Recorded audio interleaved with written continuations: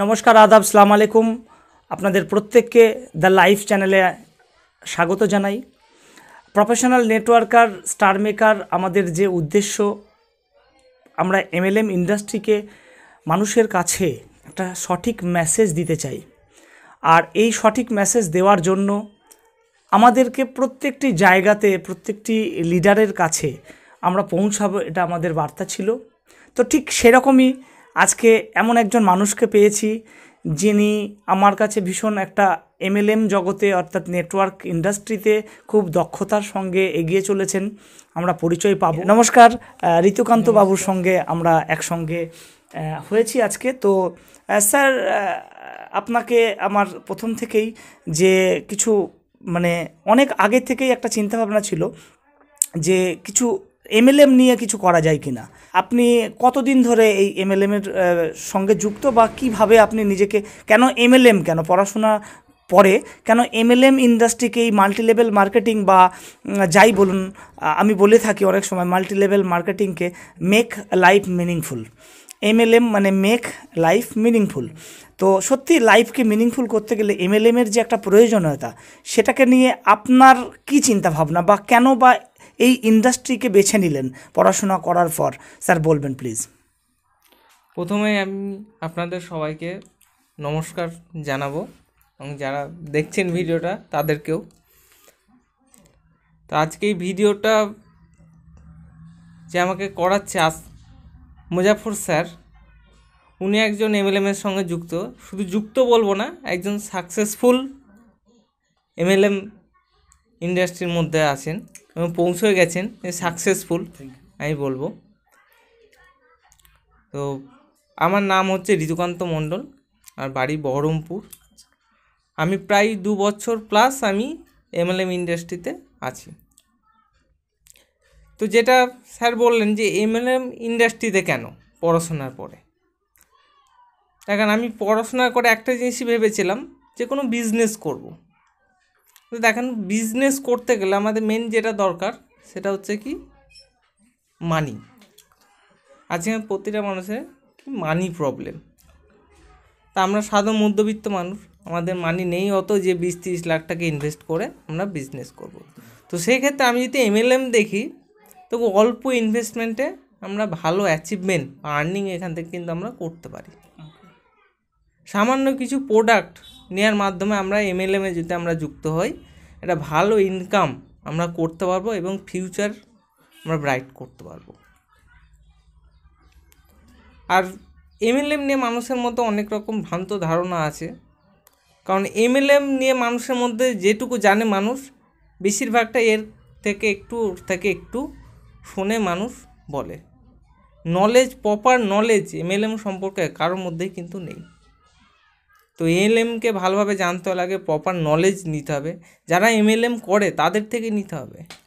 তো স্যার, একটা কথা, যেটা ধরুন আজকে আমরা বিভিন্ন সেক্টরে এমএলএমের মধ্যে যে রয়েছি, অর্থাৎ ডাইরেক্ট সেলিং ইন্ডাস্ট্রি, স্যার এই ডাইরেক্ট সেলিং ইন্ডাস্ট্রি নিয়ে যে গাইডলাইনগুলো আমরা দেখতে পাই, সেগুলো নিয়ে আপনি যে আরও গাইডলাইনটাকে আরও কি বেটার করে, বা কি যেটা আছে সেটাকে নিয়েই এগোনো যেতে পারে, এই নিয়ে আপনার কিছু চিন্তাভাবনা বা কি মেসেজ থাকবে?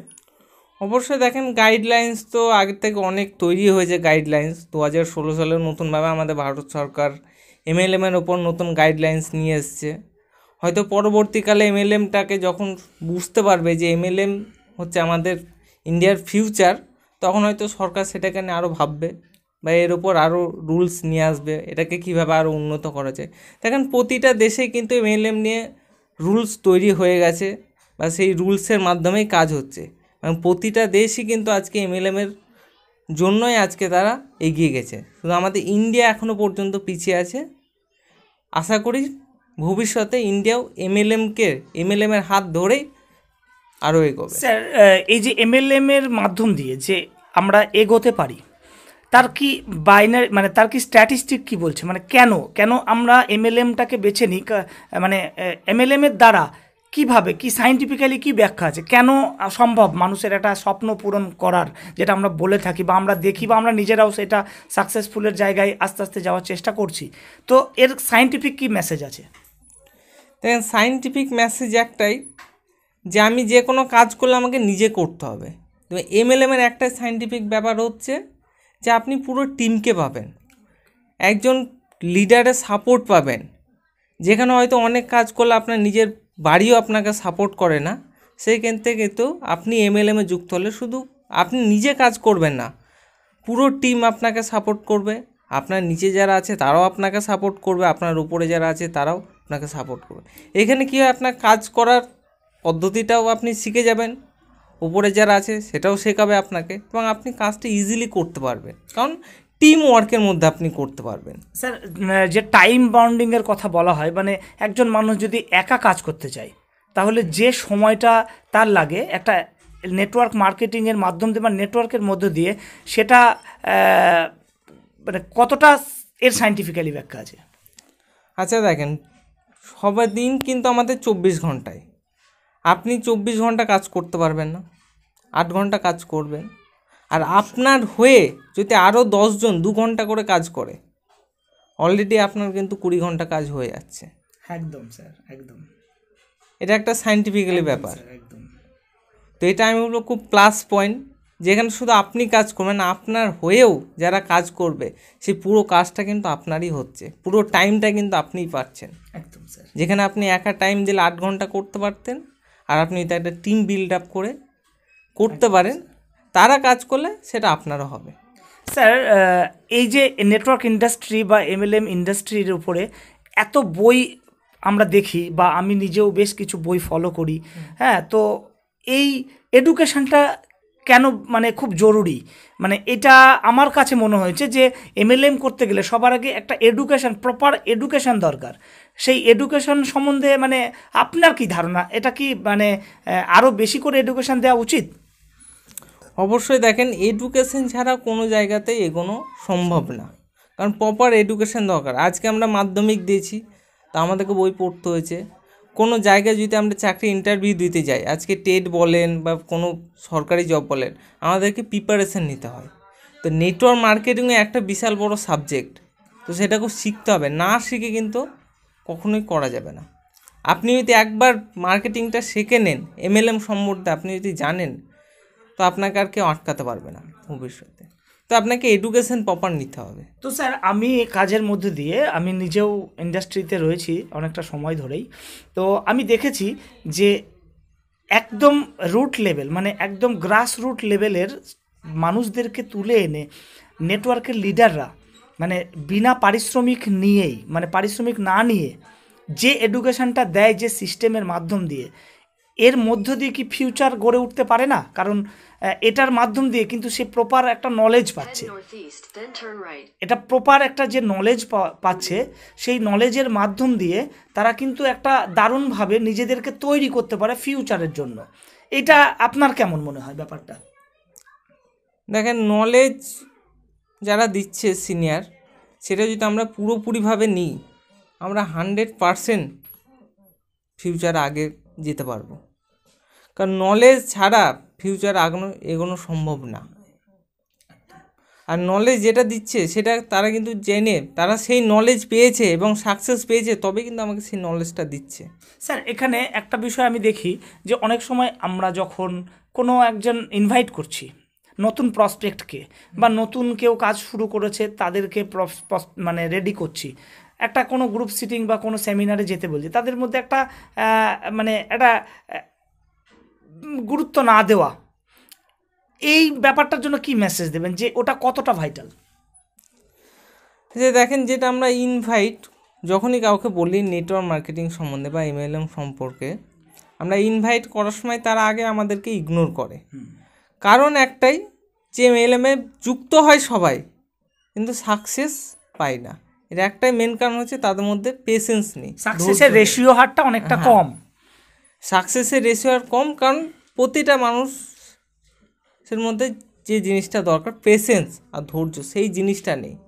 কারণ নেটওয়ার্ক মার্কেটিংয়ে একটা জিনিসই দরকার, পেশেন্স আর ধৈর্য। আচ্ছা, আমাদের কি হয়, বেশিরভাগ মানুষই আমরা যদি দেখি আমাদের এরিয়াটা ঘুরে, তো এমএলএম যারা করেছে 90% 95% ফেলুয়ার। আর আমাদের কি হয়, ফেলুয়ার জিনিসটা বা খারাপ জিনিসটাই কিন্তু আগে মাথায় আসে। তো যাদেরকে আমরা ইনভাইট করছি তারা হয়তো কারো মুখে শুনেছে, প্রপার নলেজ সেও পায়নি, তো সেইটুকু শুনে আমাদেরকে হয়তো ইগনোর করে যে না ওই হয়তো আগে বলেছিল ওই রকমই, তার মুখে শুনেছিলাম যে বলেছিল না এরকম কাজ এরকম হয়, এরকম ইনভাইট করেছিল, তো এই জন্য আমাদেরকে ইগনোর করে। বুঝতে পেরেছি। তো স্যার আরেকটা খুব ভাইটাল পার্ট আমার কাছে এই এমএলএমের মনে হয়েছে, এই এমএলএম ইন্ডাস্ট্রিকে নিয়ে বেশ কিছু মানুষের মানে অনেক জায়গায় মার্কেটিং করতে গিয়ে দেখা যায় যেটা খুব ভ্রান্ত ধারণা তৈরি হয়। যখনই দেখে যে ডাইরেক্ট সেলিং ইন্ডাস্ট্রির কেউ এসছে বা এমএলএম করার জন্য বা নেটওয়ার্ক মার্কেটিংয়ের কেউ এসছে, দাদা আমি আপনার সঙ্গে কথা বলতে চাই না। তো এত ব্রাইট একটা ফিউচারের মানে রয়েছে এরকম একটা ইন্ডাস্ট্রিকে নিয়ে মানুষের কেন এই রকম ধারণা তৈরি হয়, এই মানে এটা আমার কাছে বেশ কিছু পয়েন্ট মনে হয়েছে যে মানুষ এটাকে খুব বাজেভাবে ব্যবহার করেছে। এই এমএলএমটাকে নিয়ে তারা মানুষের কাছে খুব খারাপভাবে বিহেভ করেছে বা ভালো মেসেজ দিতে পারেনি বা সেই রকমভাবে তার উপকারে লাগেনি, সেই জন্যই কি নাকি আরও কোনো কারণ আছে স্যার? দেখেন এমএলএম ইন্ডাস্ট্রিটা খারাপ নয়, কোনো দিনই খারাপ নয়, একটা সব থেকে পাওয়ারফুল ইন্ডাস্ট্রি এখন এমএলএম ইন্ডাস্ট্রি। তো এটাকে খারাপ করেছে মানুষ, কিছু লোভী স্বার্থপর মানুষ এটাকে খারাপ করেছে। আজকে হয়তো আপনাকে আমি বললাম আপনি আমাকে 5,000 টাকা দেন, কিছু প্রোডাক্ট নেন, আপনি মাসে মাসে 5,000 বা 10,000 করে আপনার আসবে, সেটা সম্ভব না। কারণ আপনাকে ইনকাম করতে গেলে খাটতে হবে, পরিশ্রম করতে হবে, বিনা পরিশ্রমে কোথাও ইনকাম আসে না। তো এই কথাগুলো যারা বলে কোনো পরিশ্রম করতে হবে, আপনি আমার সঙ্গে চলে আসেন, আপনি ওকে আমি বসে বসে ইনকাম দেব, এই জিনিসটার জন্যই আজকে কিন্তু এমএলএমের প্রতি মানুষের এত অনীহা, এত খারাপ চিন্তা ভাবনা, এই রকম কারণের জন্য, এইরকম কিছু মানুষের জন্য। তাছাড়া এমএলএম আমি বলবো 100% বেটার। স্যার আরেকটা খুব আমার ইচ্ছা, মানে যেহেতু আমি এই ইন্ডাস্ট্রিকে খুব ভালোবাসি এবং ইন্ডাস্ট্রিটাকে যাতে আগিয়ে নিয়ে যেতে পারে, যে প্ল্যাটফর্মেই থাকুক না কেন, এই নেটওয়ার্ক ইন্ডাস্ট্রিটার প্রতি একটা আমার খুব মানে উইক আছে, মানে আমার খুব ভালো লাগে। তো বেশ কিছু জায়গায় আমি যখন প্রোগ্রামে যাই, মানে মুভমেন্টে যাই বা ফিল্ড ওয়ার্ক করি, দেখি বহু ভালো বড় লিডার বা একটা সময় খুব দক্ষতার সাথে কাজ করতো, তানারা কিন্তু অনেকে হারিয়ে গেছেন এই ইন্ডাস্ট্রি থেকে, হয়তো অন্য জায়গায় নিজে হয়তো ওয়ার্ক করছেন, কর্ম করে খাচ্ছেন। তো আমি তেনাদের সঙ্গে কথা বলি, কথা বলার মাধ্যম দিয়ে যখন বুঝি যে তেনারা এই ইন্ডাস্ট্রিটাকে ভালোবাসেন কিন্তু হয়তো সুযোগ আসেনি। তো স্যার যদি কোনো দিন এরকম সুযোগ আসে যে আমরা কোনো একটা সংস্থার মাধ্যম দিয়ে হারিয়ে যাওয়া এমএলএম করতেন বা লিডারদেরকে খুঁজে পেয়ে আবার তাদেরকে পুনরায় আমরা লিডারশিপ দেওয়ার জায়গায় আমরা মনে করি, তো স্যার যদি এটা নিয়ে ভাবলে কেমন হয় স্যার? অবশ্যই এটা তো একটা আমি বলবো খুব ভালো আইডিয়া, কারণ দেখেন সাকসেস অনেকেই পায়নি বা অনেকজন এখনও চেষ্টা করছে যে সাকসেস কীভাবে আমরা পেতে পারি। তো সেই ক্ষেত্রে আপনি যদি তাদেরকে হেল্প করেন, যে মানুষগুলো সাকসেস পায়নি তাদেরকে খুঁজে বের করে যেতে আপনি আপনার ইন্ডাস্ট্রিতে নিয়ে এসে তাদেরকে সাকসেস পাই দেন, তো তার থেকে ভালো কিছু আর হতে পারে না। স্যার একটা খুব আপনার কাছ থেকে আমি খুব লার্নিং ব্যাপারটা খুব ভালো শিখি বা দেখেছি, আপনাকে আমি অনেক জায়গায় অনেক প্রোগ্রামে দেখেছি খুব লার্নিং পার্টটায় খুব গুরুত্ব দেন। মনে আছে আপনার কিনা জানি না, আমি অনেক মোটিভেশন ভিডিও আপনাকে সেন্ড করতে বলি অনেক সময় বা অডিও সেন্ড করতে বলি। তো স্যার এই মোটিভেশনের ওপরে মানে নেটওয়ার্কের যে সিস্টেম, এই সিস্টেম সম্বন্ধে ছোট্ট করে যদি আপনি একটু বলেন যে what is the system of network marketing? দেখেন নেটওয়ার্ক মার্কেটিং একটা জিনিসের উপর চলে, সেটা হচ্ছে আমরা যেটা বলতে পারি একটা রাস্তা বা পথ অবলম্বন আমাদেরকে করতে হবে। একদম সেটা যদি আমরা বলি সেটা হচ্ছে পাথ, PATH। পাথ মানে হচ্ছে পেশেন্স, কারণ প্রতিটা মানুষের মধ্যে কী দরকার, পেশেন্স, সেই জিনিসটা কিন্তু সবার মধ্যে থাকে না। আর নেটওয়ার্ক মার্কেটিংয়ের মধ্যে এমএলএমের মধ্যে পেশেন্স 100% দরকার। পেশেন্স যদি না থাকে সে এক বিন্দু এগোতে পারবে না এমএলএমে। আর হচ্ছে A ফর অ্যাটিটিউড। আচ্ছা আচ্ছা, ওকে স্যার। তার অ্যাটিটিউড কেমন হতো, পজিটিভ অ্যাটিটিউড। দেখেন আমাদের অ্যাটিটিউড দু রকমের হয়, নেগেটিভ আর পজিটিভ। দেখেন আমি বললাম তাও কিন্তু ফার্স্ট আমার নেগেটিভটাই চলে আসলো। তো আমাদের মাইন্ডেও কিন্তু সবসময় নেগেটিভটাই আগে করে, সবসময় পজিটিভ মাইন্ড নিয়ে কাজ করতে হবে। আমি কোথাও যাচ্ছি, কাউকে প্ল্যান শো করবো, কারোর সঙ্গে মিট করবো, সব পজিটিভ মাইন্ড নিয়ে আমাকে যেতে হবে। আমি নিজে যদি নেগেটিভ মাইন্ড নিয়ে যাই, সেও কিন্তু অলরেডি নেগেটিভ হয়ে যাবে। সব কিছু আমাদের কিন্তু একটা ল অফ অ্যাট্রাকশন কাজ করে। আমরা যে জিনিসটা ভাবি মনের মধ্যে সব সময়, সেটাই কিন্তু আমাদের সঙ্গে ঘটে। তা আমি বলবো সবসময় পজিটিভ চিন্তাভাবনা নিয়ে কাজ করতে হবে। আর টিপ হচ্ছে টিচেবিলিটি, যেটা আমি ফার্স্টে বললাম, শিক্ষণ দক্ষতা। শিখতে হবে। নেটওয়ার্ক মার্কেটিং একটা বিশাল বড় সাবজেক্ট। এখানে না শিখলে কেউ কোনো কিছু করতে পারবে না। শিখতে হবে।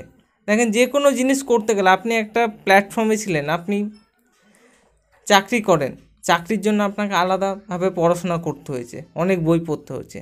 তো নেটওয়ার্ক মার্কেটিং সেটা শিখতে গেলে একটা নতুন প্ল্যাটফর্ম, সেখানে এসেও আপনাকে শিখতে হবে। যেমন আপনি মাধ্যমিক এইচএস দিয়েছেন, সেভাবে এখানেও শিখতে হবে নেটওয়ার্কটা। একদম। আর একটা জিনিস মেন যেটা দরকার, সেটা হচ্ছে অনেস্টি, সততা। সততা কিন্তু আমাদের দরকার, সেটা প্রতিটা ক্ষেত্রে আমাদের দরকার।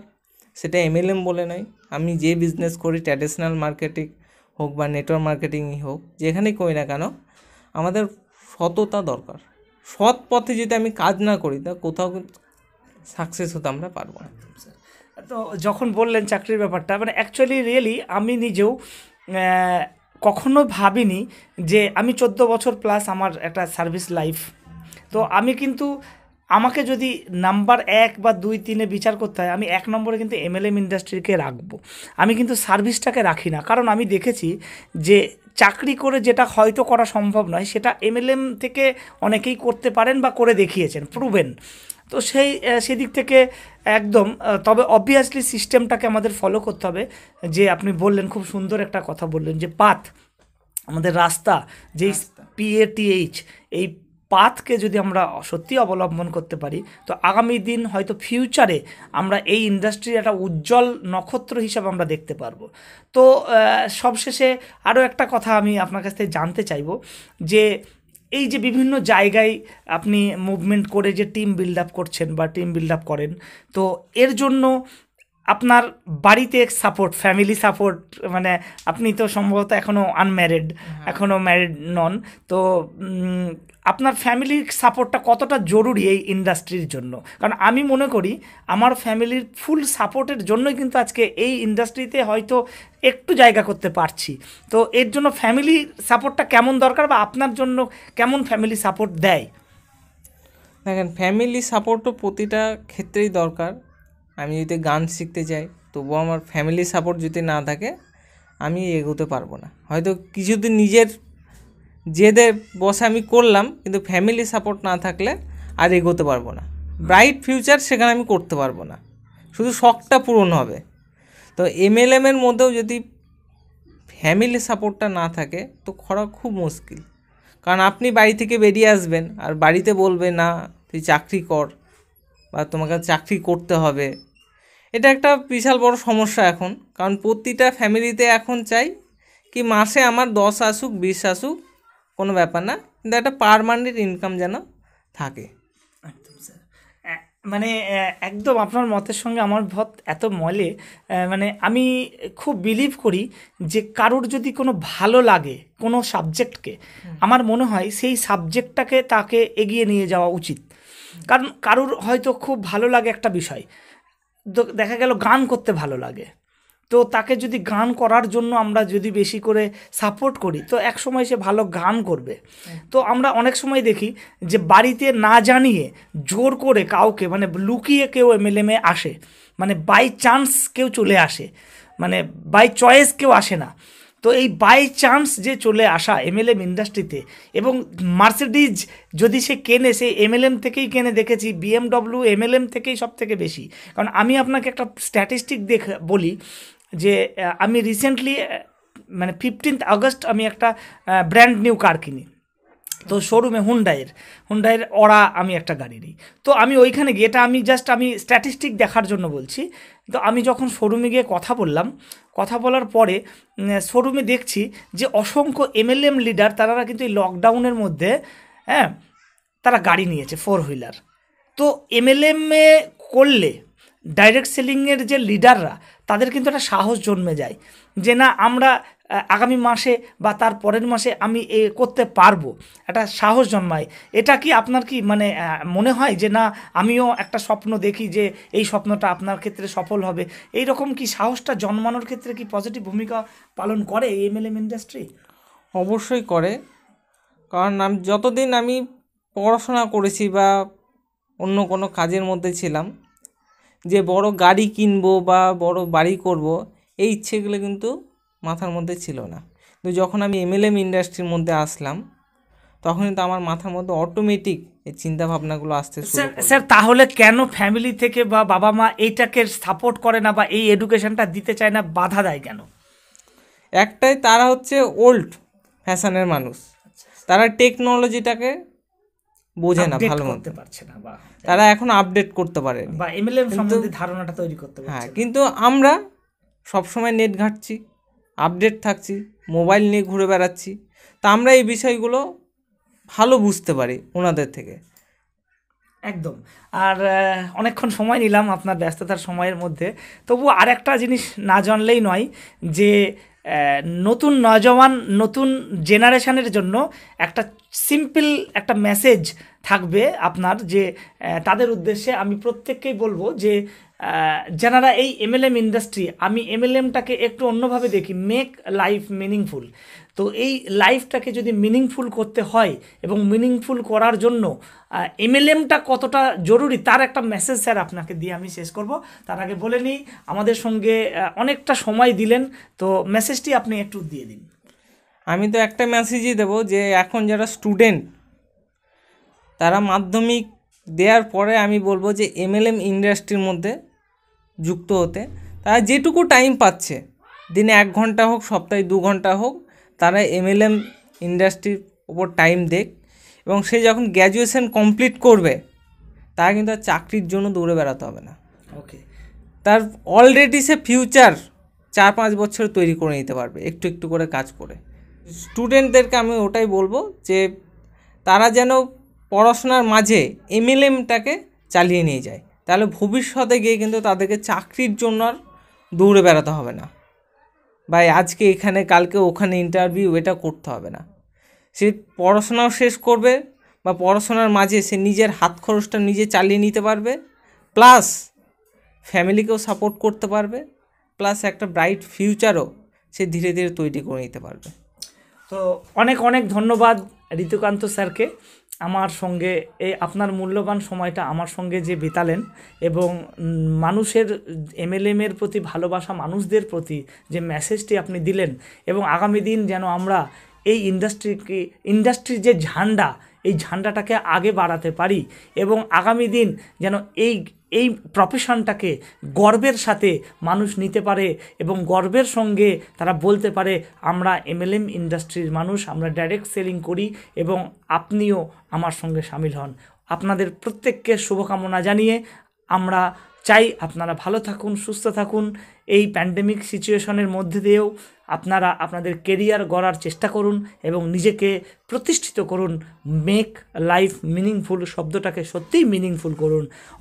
স্যার অসংখ্য ধন্যবাদ, আপনি ভালো থাকবেন, আপনিও এগিয়ে যান। Wish you all the best. Thank you sir, thank you. Okay.